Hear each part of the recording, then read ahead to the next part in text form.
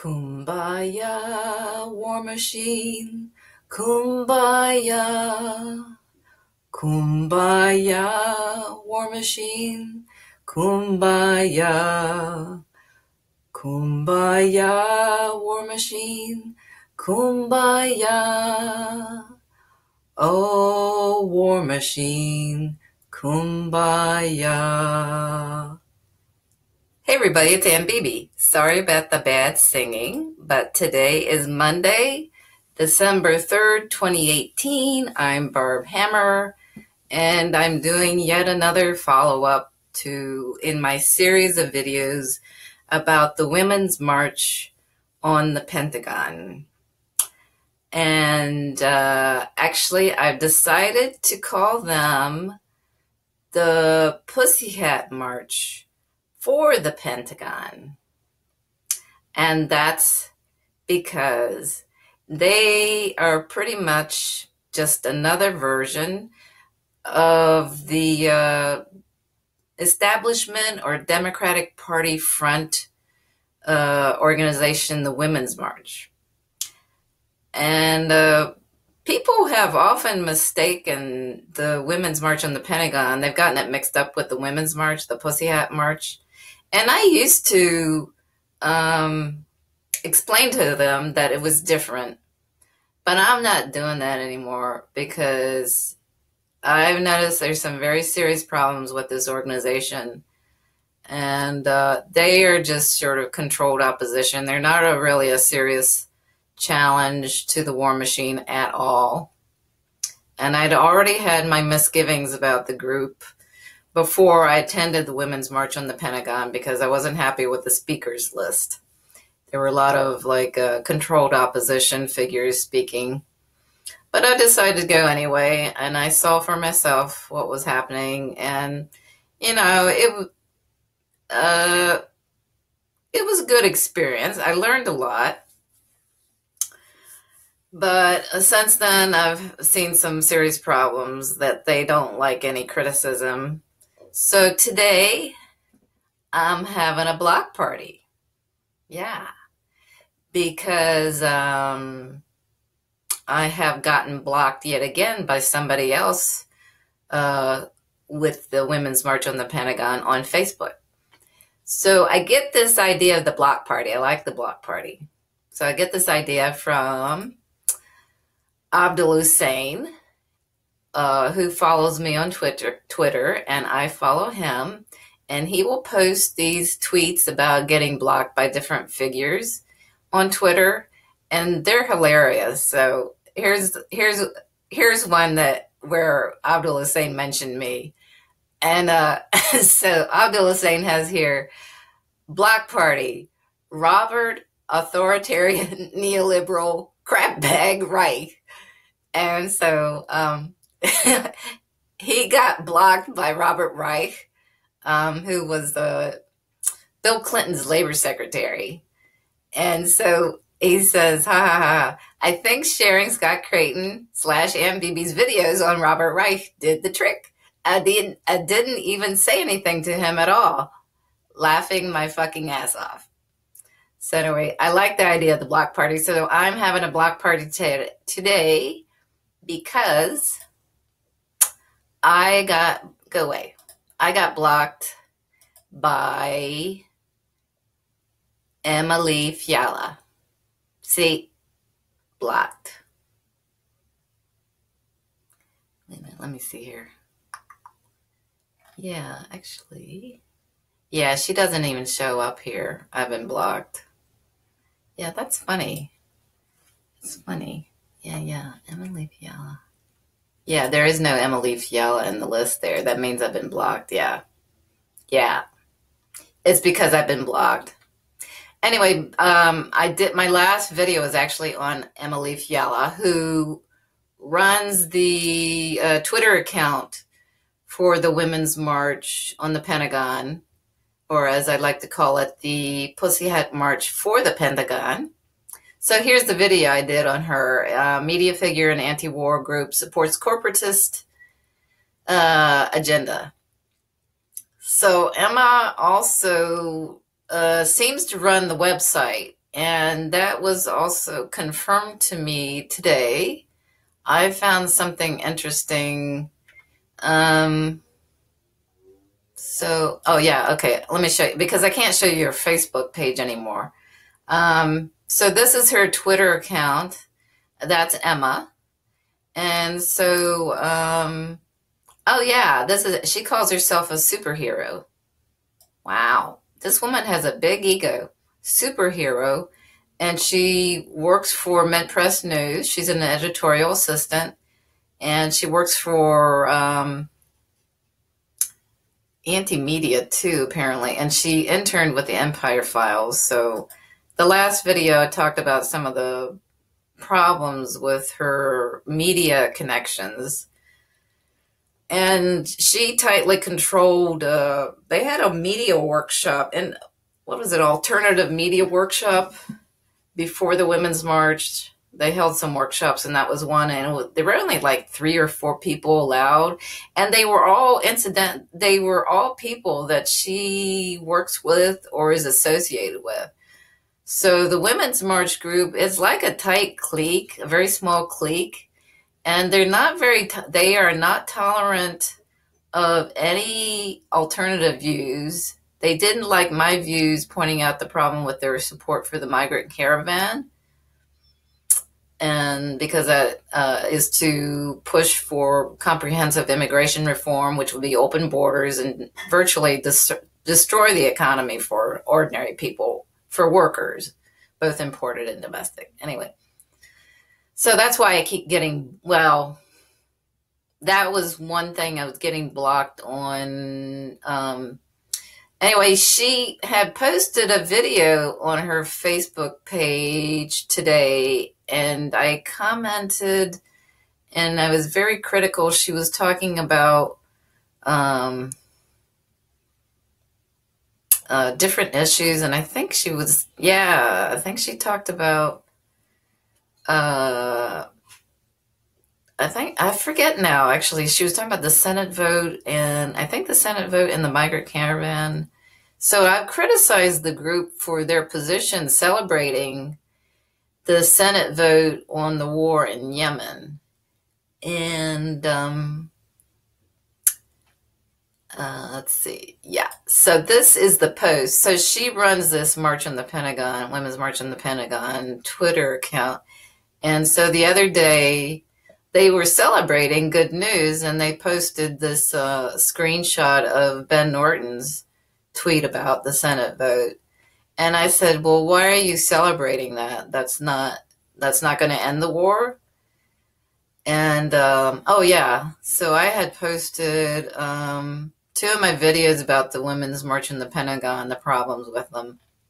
And I also posted Scott Creighton's video where he explained why the Senate bill was not going to end the war in Yemen at all. And so she was mocking me for pointing this out. She was mocking me on Twitter. You know, this is the thing, Emma, she will mock me, and then she says, no, I didn't mock you. I don't know. I think she's a millennial, and she has sort of I don't have necessarily a negative view of millennials, but she has this way of arguing. It's like a child. And it's kind of like the stereotypically bad way for a millennial to argue. And she said, I didn't do that. I didn't say that. And, yeah, and I'll show her that, yeah, you did say that. So anyway, today, what's interesting, today on the Women's March on the Pentagon website, she issued this press release. So there's her name, Emma Fiala. And there's today's date, December 3rd. And she says that it will not end the war in Yemen. Wow. Big news. No kidding. And, yeah.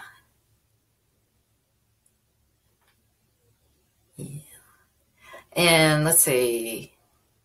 Yeah. So the passage. So I think this part was where... Yeah, so the passage of SJR 54 will not stop the war in Yemen, and Americans need to know the truth. Well, yeah, because I pointed it out to you. It will lead to a false sense that we won and that significant progress is being made while the genocide continues. Well, yeah, that's what I kept telling her. Yeah.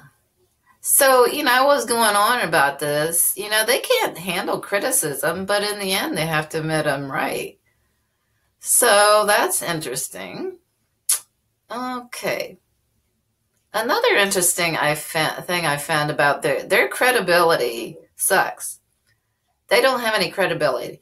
Now, when I was at the Women's March, I was really I was disappointed. It was a very small group. It was a few hundred people. And there was a fellow there from a university, and I think he seemed to know what he was talking about. And I asked him how many people he thought were in the march. And he said 300 to 500. And I said, well, yeah, that's about right. That's what I would guess, something like that. And then at the end of the rally, I think it was at the end of I remember I was there when Cindy Sheehan was talking about the numbers. And I can't remember if it was at the end of the rally. I was one of the few that actually lasted until the end of the rally because it was a very cold, windy day.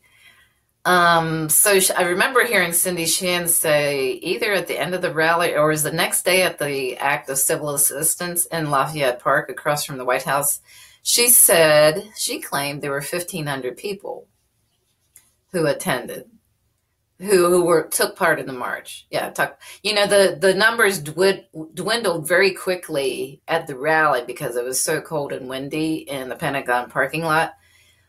So it kind of surprised me, 1,500. And then I started seeing reporting that it was 1,500 at the gathering point before the march began, because there were actually some people who were at the gathering point, but they didn't take part in the march or the rally. And I remember seeing Ray McGovern, he was at the gathering point, so he dropped by. And that surprised me too, because there's no way there were 1,500 people at that gathering point.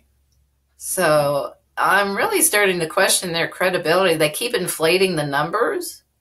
And I think they realize that the organization and the movement is very, very weak. And, well, no wonder. I think a lot of people don't take them seriously. I think there is a problem with the anti-war movement. It's kind of died. But, I was kind of wondering about the Women's March on the Pentagon before I even went. I looked at it very carefully. And I decided to go ahead. And then I was definitely not happy with some of the speakers. But anyway, so 1,500, that's a lot. But get this, I did a search when I was, just looking up the website again. I do this because I'm kind of lazy sometimes. So instead of typing in the website, so anyway, get this, look at this. So it says here, whoop, I don't know if I can hide. Oh, shit, sorry. Let me go back. Sorry. Damn it. Okay, so look at this. Here's the home page for the March on the Women's March on the Pentagon. Women's March on the Pentagon. Nearly 2,000 people. 2,000 people gathered at the Pentagon. They keep changing the numbers. What the heck is going on? There's no way there were nearly 2,000 people. What are you gonna say? They're 3,000, 4,000? As time passes and people don't point out these mistakes. Yeah, that's weird. They keep inflating the numbers, and that's not right. You lose credibility when you keep doing stuff like that. The other thing, some people have pointed out they don't like. There is definitely a problem with the name. As I said, that some people confuse it with the Women's March, the Pussy Hat March. So so you can see the website. It's like they got March on the Pentagon. And they should have just called it that, March on the Pentagon. Why did they have women's? I know it's women who organized it, and I did see an explanation that most victims of war are actually women because civilians are increasingly targeted. So it's, women and children. So I get that, but I think there's definitely a problem with the name, and they should have just dropped the women's because it got confused with the Pussy Hat March. And I have heard, some men they get kind of tired of. I think there were maybe some men who didn't feel like they were included. I guess even there were lots of men there, but definitely there's a problem with the name. They should just drop the women's, but I don't know. They've lost so much credibility as far as I'm concerned. They really have. And they're just censoring dissent. This is my big thing. So I got the boot from the Facebook group without any warning, kicked out, banned, and then Cindy Sheehan unfriended and blocked me. So this is the third block I've gotten from Emily on Facebook, from Emily Fiala. And we'll see how long they last because they blocked me on Facebook, so I'm on Twitter. And so actually, yeah, there's some other things going on. So Emma, she runs the website. So these are screenshots that I took when I was I did try to resolve this whole problem with their censoring dissent and getting banned from their Facebook group. So, I know I am acquainted with one of the speakers at the rally who has connections with the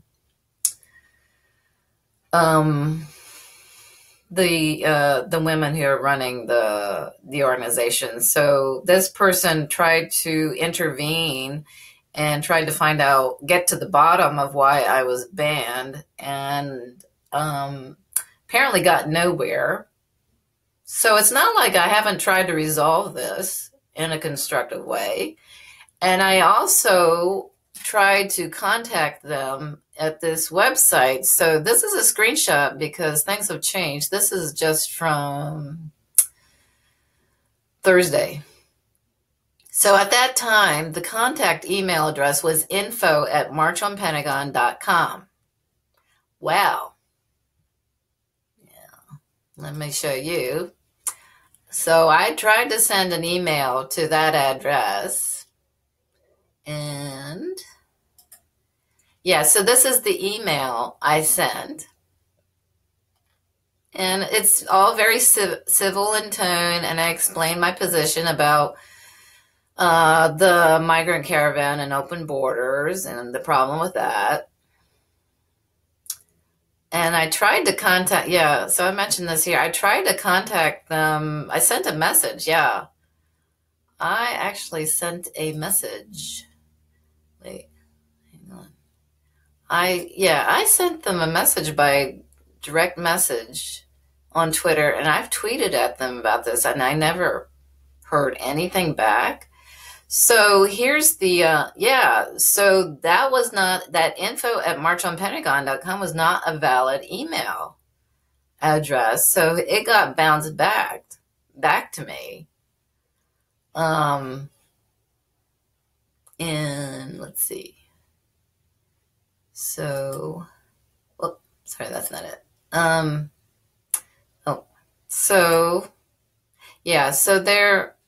So that was not even a valid email address. And so because that didn't work, I also sent messages. You can send messages. So I did with my email address. And I said, things like, why are you celebrating the Senate vote on the war in Yemen when it doesn't stop the war at all, but just disguises U.S. support in the wording of the bill that people aren't reading? That was one message I sent. Here's another one I sent. Why are you silencing dissent in your Facebook group by banning people who question your promotion of open borders by endorsing groups that help the migrant caravan in Tijuana? And here's another one I sent. Why was I banned from your Facebook group just for pointing out that by supporting groups that aid the migrant caravan in Tijuana, you were promoting the idea of open borders, a corporatist agenda to get an unlimited supply of cheap labor to exploit? yeah, so I have tried to contact them. And so I did forward this email to the new, where is it? Hang on. There it is. So I forwarded it to Emma at marchonthepentagon.com. That's the new, let me show you here. Wait a minute. That's actually the new, yeah. Oh, come on. It's not loading. Here we go. Okay. So you can see here, this is in real time. This is right now. So the new email, they corrected this. It's Emma at marchonthepentagon.com. That's the new contact email address. So I don't know. I don't expect to hear anything. I get crickets from them. And the speaker that I know who tried to intervene got nowhere. Yeah, basically got nowhere and gave up.